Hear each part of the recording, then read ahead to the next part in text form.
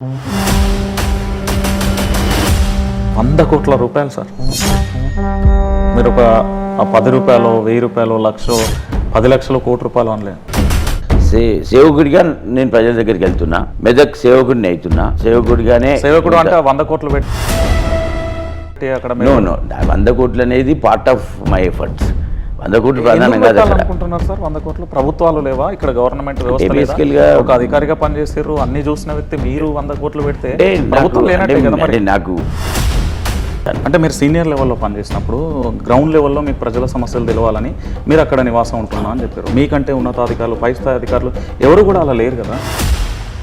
ఎందుకు నేను ఈ ప్రశ్న అడుగుతున్నా అంటే, మీరు అధికారి నుంచి గులాబీ పార్టీ కండువా కప్పుకునే సందర్భం ఎందుకు వచ్చింది అసలు? అది కండువా కప్పుకోవడానికి కారణం ఏంటంటే ముఖ్యమంత్రి గారు, అప్పుడు ముఖ్యమంత్రి కేసీఆర్ గారు.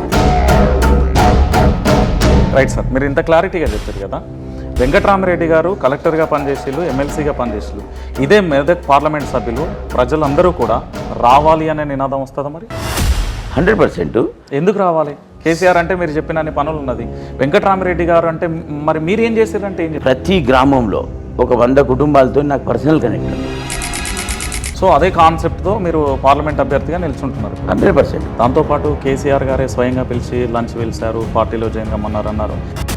అంటే నాకు ఈ నలుగురు దగ్గర నేను ముఖ్యమంత్రి దగ్గర పనిచేశాను. అవును, అందుకే నలుగురికి ఇప్పుడు చంద్రబాబు నాయుడు గారు ఉన్నారు, is a great visionary. KCR గారు ఉన్నారు, సో చారిస్మా ఉంటుంది, టక్కన డెసిషన్ తీసేసుకుంటారు. కేసీఆర్ గారు అనేటప్పటికీ ఇంకా ఈజ్ ఎ గ్రౌండ్ మ్యాన్. క్షేత్రస్థాయిలో ప్రజల నాడి తెలిసిన వ్యక్తి, బిగ్ రిస్క్ టేకర్. సో ఇప్పుడు మీకు పోటీ కాంగ్రెసా, భారతీయ జనతా పార్టీ, ప్రజల? ఎవరిని ఉండనియండి. ఎండ్ ఆఫ్ ద డే ప్రజల తీర్పు గౌరవిస్తాం. ఇప్పుడు వారు పోటీ అనుకుంటున్నారా? పోటీ లేదా? లేదు.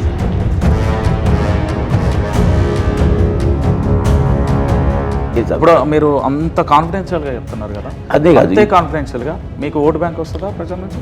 ఆ కాలనీలలో గ్రామాలు ఖాళీ చేసి నూతన గృహ ప్రవేశాలు ఒక గ్రామానికి 400, 500 ఇండ్లు ఉంటాయి.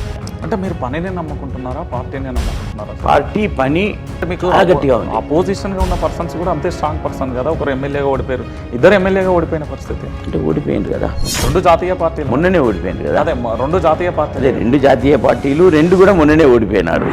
3 నెలల కింద ఓడిపోయిన వాళ్ళని మళ్ళీ గెలిపిస్తారా చెప్పండి? 3 నెలల కింద వద్దన్న వాళ్ళని ఇలా కావాలంటారా? మళ్ళీ అది కూడా ఘోర పరాజయం కదా. సార్, నేను చాలా రోజులుగా, ఒక 15 రోజులుగా మీ గురించి ఇన్వెస్టిగేషన్ స్టార్ట్ చేసినాను.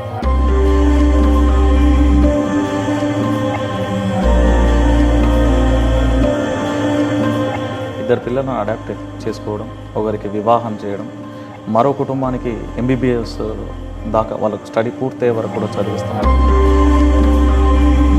అంటే మీ సొంత డబ్బులనే వెచ్చిస్తున్నారు? సొంత డబ్బులు. 8 years బ్యాక్, 7 years బ్యాక్ నుంచి నాకు ఆ కుటుంబాలు నాయబడే ఉన్నాయి. They are my family members now. వాసానికి బతుకున్నామంటే సార్ చేసిన మేలే ఇదంతా.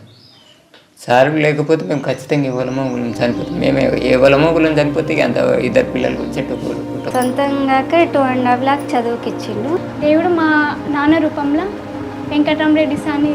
కానీ ఒక దైవం అనేది ఎట్లుంటుందంటే, ఒక మానవ రూపంలో మాకు కనిపించిన భగవంతుడు వెంకట్రామరెడ్డి సార్. మాకే ఇంత హెల్ప్ చేస్తే రేపు PVR ట్రస్ట్ పెట్టి ఎంతోమంది పేదవాళ్ళను, మాలాంటి అనాథ బిడ్డలను ఎంతోమంది హెల్ప్ చేస్తాడని నమ్మకం నాకుంది. ఖచ్చితంగా సార్ చెప్పిండంటే ఖచ్చితంగా చేస్తాడు.